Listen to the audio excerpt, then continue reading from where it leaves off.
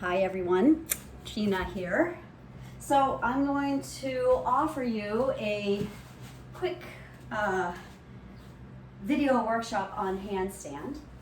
So handstand is an inversion pose. The Sanskrit name is Adho Mukha Vrikshasana.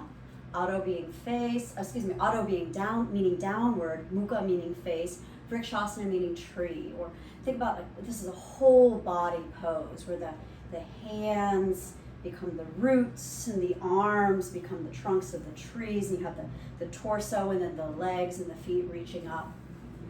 To prepare the body, because it's a challenging pose, we want to make sure we have some mobility in the hips and a sense of the strength of the front line of the body and the back line of the body.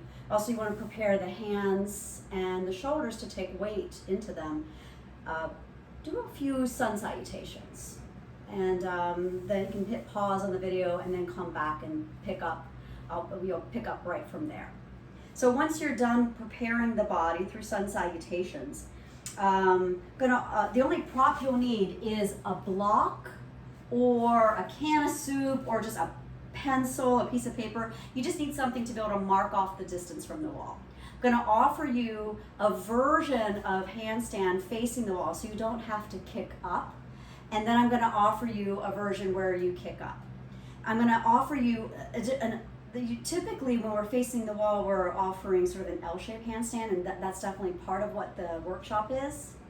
But then also, I'm going to offer, there's a little easier way to come into the handstand prior to coming into an L-shape. So I'll share that with you too. You're on your local bus, all right? So you don't have to go all the way to the end.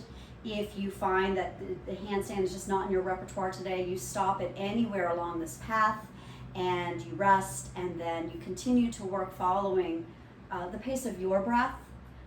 If you feel like this practice is bringing up a lot of fear, you'll pause right before you hit the edge of your fear, and that's where you stay and you breathe for a little bit rather than just pushing through. Okay, so I have a block to mark off the distance of my legs from the wall. So I'm going to sit at the wall, and then I'm going to reach my legs forward. You'll do the same. We'll do this together.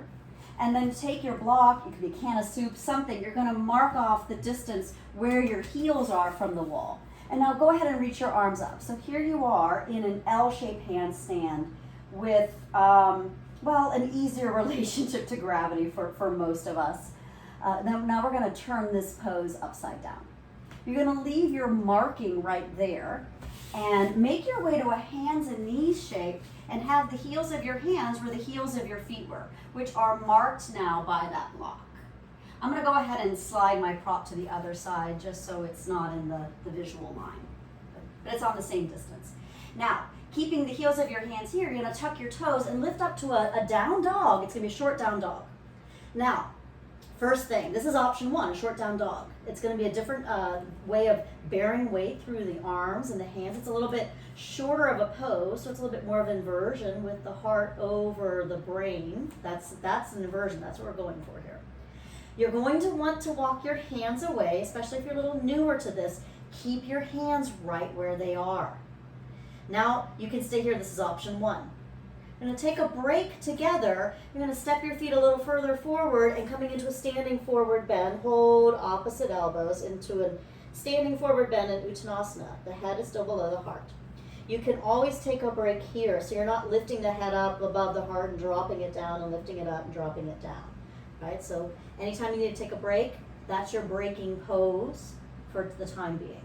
And then place your heels of your hands where your prop is, step your feet back. So my heels are up the wall. I'm not in a really high heel situation. I'm not wearing crazy Manolo Blahniks. It's a sensible kitten pump if you're familiar with high heel shoes. Now from here, bend both knees. Reach one leg up. Let's reach the right leg up. Reach the right leg as high as it'll go. Try to keep that knee really straight. You can bend the standing leg, but keep that top leg really straight. So you're in a down dog split. Keep the hands right where that prop is. That's marking off the distance of your pose. Step that foot down, both knees bent, and then reach the other leg up.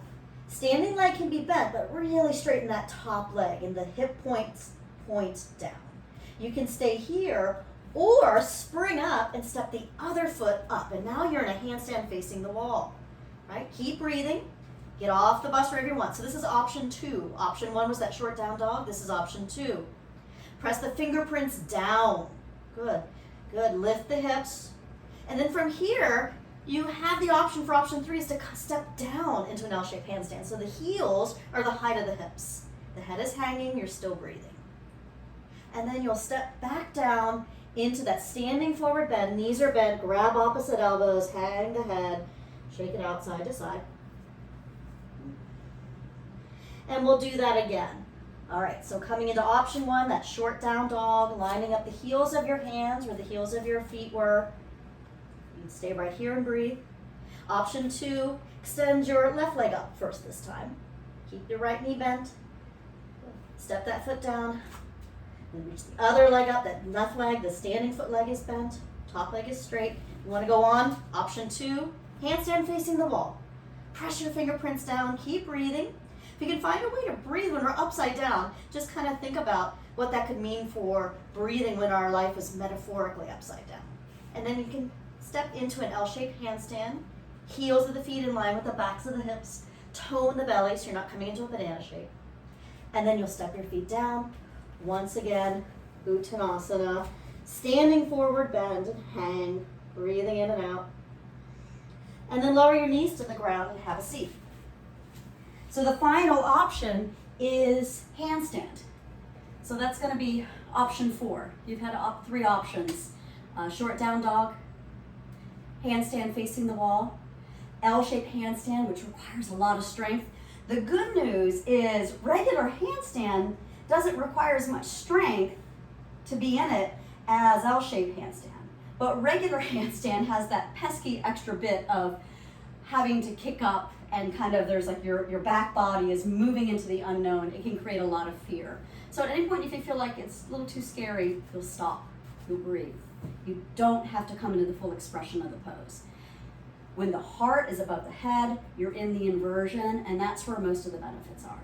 But if you're moving on to a regular handstand, we're going to bring forward everything we were just practicing. Bring the tips of your fingers near the wall. They might be just an inch or 2 from the wall. You don't want to be against the wall, but you don't want to be too far back because when you kick up, you'll just go over and then you're in this banana shape that's hard to recover from.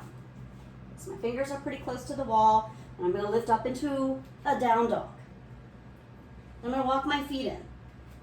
And now here's where you really want to pay attention. You're going to shift the shoulders forward until they're over your wrist and look between your hands. If you're back here with the shoulders behind the wrists, when you try to kick up, the line of energy is going to shoot that way. We want to get the line of energy straight up over the heels of the hands. So you got to start by stacking the shoulders over the wrist. And then from here, you'll lift one leg up. That top leg is straight, the bottom knee is bent, the top hip point points down, a couple of bends in that knee when you're breathing, and then maybe you take a couple hops. And then from there, if you want to go further, maybe you lift all the way up. You get some air time, you lift up. If you lift up, you keep looking down for the first few moments. Reach the heels up. Look down between your hands. Press the heels of your hands down, lift the heels of the feet up, tone your belly, the legs hug in. And then once you're up, you can hang the head down and look forward. And then you'll step down, standing forward bend. Go ahead and bend the knees so the back body is nice and easy. Switching across the forearms, hanging upside down. And then one more time, leading with the other leg, hands down, just a couple of inches from the wall, down dog. Walk your feet in, a little closer. Shoulders over the wrists. Look between your hands. You want to see where you're going. Now you're going to lift your left leg up. Bend and straighten the right knee. So you really feel how strong that top leg is. That top hip point points down. From here, you have the option to take a few hops, and you're breathing, right? So there's no monkey leg. That top leg is not flying around. And then if you come up, then you reach the heels of the hands. You reach the heels of the feet. Press your fingerprints. Tone the belly so you're not in a banana shape in the spine. And then you can look forward. Breathe.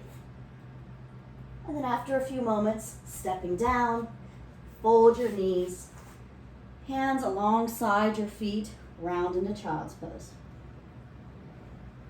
And breathe.